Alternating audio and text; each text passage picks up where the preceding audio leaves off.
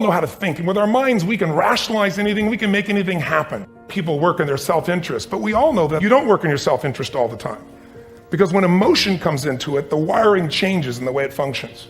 I look at life and say there's two master lessons. One is there's the science of achievement. That's how do you take the invisible and make it visible, right? How do you take what you dream about and make it happen, whether it be your business, your contribution to society, money, whatever it is for you, your body, your family. But the other lesson of life that is rarely mastered is the art of fulfillment. When it comes to fulfillment, that's an art. And the reason is it's about appreciation and it's about contribution. You can only feel so much by yourself. What is it that's going to truly fulfill you? What is it that's going to give you that extraordinary life? What's going to make things magnificent on your terms, not somebody else's terms, not your father, your mother, your background? What is that really? You can have a ton of money and still be miserable, right? You know, so it's really like mastering the science of achievement, but also the art of fulfillment. It's about, if you're totally successful but you're not fulfilled, then what do you have? You have nothing. You know, you made everybody happy but yourself. That's the worst thing you got. That's Robin Williams is a beautiful man. Such a beautiful man. Killed himself, right? And he achieved everything most people ever dream of. Had a beautiful family. You've made the whole world laugh. Hundreds of million people love him, but he didn't figure out how to end the suffering. Money won't do that. Getting things is not going to make you happy. You know, it doesn't matter what you get. Doesn't matter whether it be money or opportunity.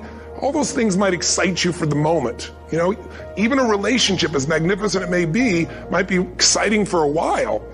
But if you don't keep growing, that relationship isn't going to stay exciting. So the secret to real happiness is progress. Progress equals happiness. And if we can make progress on a regular basis, we feel alive. Progress is an aliveness to it, doesn't it? You don't have to work at changing. Change is automatic. Your body's going to change whether you want it or not as the years go by. And no matter how hard you work, there's going to be some changes going on there. The economy is going to change no matter what you want it to do. The weather is going to change. Relationships are going to change. Everything in life is always changing. We don't have to work on change. Change is automatic, but progress is not.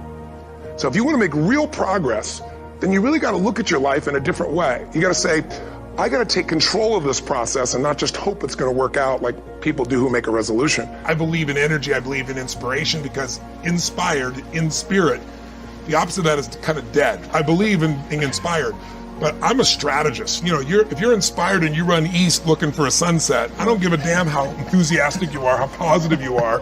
It's not going to happen. So I'm a strategist first, but I really do believe that people have got to look at their life and say, as much as I want great strategy, I need a great philosophy of my life that's going to make me fulfilled. Right. If you're fulfilled, like you said, you mentioned earlier, if you were with your friends and you guys weren't succeeding, but you're having a damn good time with this camaraderie, it's still worthwhile. And you can find a way to succeed eventually. But what the hell is success? It's hitting an expectation. And I always tell people, man, trade your expectations for appreciation, and it's a whole new world instantly. Yeah. If you can appreciate this moment, if you can't find ecstasy in this moment, in a conversation with a friend, and looking in your wife's eyes, being with your children, going on a run, if you can't find ecstasy now, I'm here to tell you, more money, more people, more love, more business, more anything is not going to give you more ecstasy. Right. If you can't do it here now, you're not going to do it there when you got more. So why not do it now and have a rich life right now? I tell people, money, that's one thing. Like having financial abundance, there's skills, that's a science. But wealth, it's a decision. It's like you can be wealthy right now. I live in Fiji a good portion of the time. There are these villagers there. They're the richest people I know. They're happy, they laugh, they love, they don't give a damn about the economics. Other people say they're poor. When I first went there, I was trying to do things for them. I'm like, what are you talking about? I'm so happy. Wealthy people come over from the United States and they go travel around and try to figure out what to do, and they're going to spend 9 years to do this and this and this so they can finally sit down and be happy. And the Fijian guy goes, why don't you sit on the beach right now, dude, and experience it? Why spend the 9 years? Why not have it now? That's my invitation. In the end, what we get will never make us happy. I don't care how many stars on your chart, how many Academy Awards, how much money you make. What makes us happy is progress. Progress equals happiness. If you're not growing, you're dying inside. If you find your passion, you're going to have this tremendous energy. It's sustainable energy. But momentum requires you always do the next thing to keep the momentum going. And the reason you get yourself in a passionate place is so that you change your life, and the only thing that changes your life is making a decision. So while you're in this passionate state, that's where you make decisions. When people talk about work-life balance, I was talking to Mary Calhoun Erdos, who's Morgan Stanley, she manages $2.6 trillion with a T dollars. Probably the most influential woman in the financial world, brilliant woman. And I asked her, because I was interviewing 50 of the smartest financial people on the face of the earth. I said, I know you're a very deeply caring mom and wife, and how do you balance all that? And she said, Tony, she goes, I read this in one of your books. She quoted from. She goes, there is no such thing as work-life balance. There's only work-life integration. And I really believe that in my soul. So in my companies, my wife and I, we live our mission together. We're 24/7, 365 together, and we love it because we're driven by the same things. One of my sons is a partner in several of my financial businesses. One of my other sons is in the coaching business. My daughter's an actress and, totally different business, but she cares for people the same way. So there's a common denominator within our family. We're all so mission driven that we don't have to separate the two. When your family is involved in your mission, you're not pulled apart. You're pulled together in the same direction. I think the hard part is so many families have totally different lives and they come together when they're exhausted and try to have a relationship together, and I think that's really hard for people today. I always encourage people to say, listen, in your partnership in life, you want to find somebody who's your best friend, because intimacy and passion is easy to turn on, but friendship is not. And if you have a friend who shares your values and your mission, and if you're privileged enough to do things together as a business owner, I find that to be the greatest possibility of that work-life integration. When does a man or woman die? When their dreams die. When do we die? When we stop developing ourselves, expanding our minds, challenging ourselves, raising the bar on ourselves. The best thinking that I had at that point in my life, it produced this life that I have.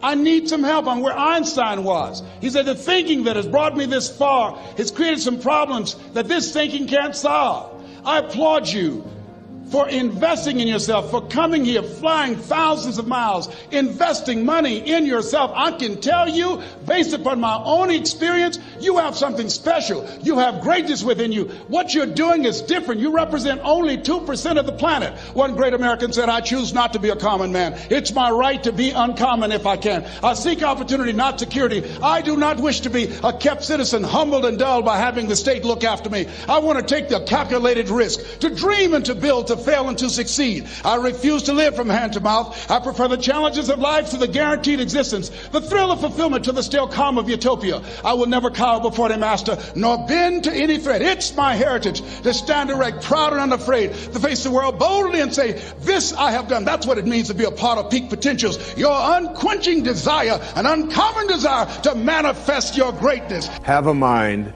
that is open to everything and attached to nothing.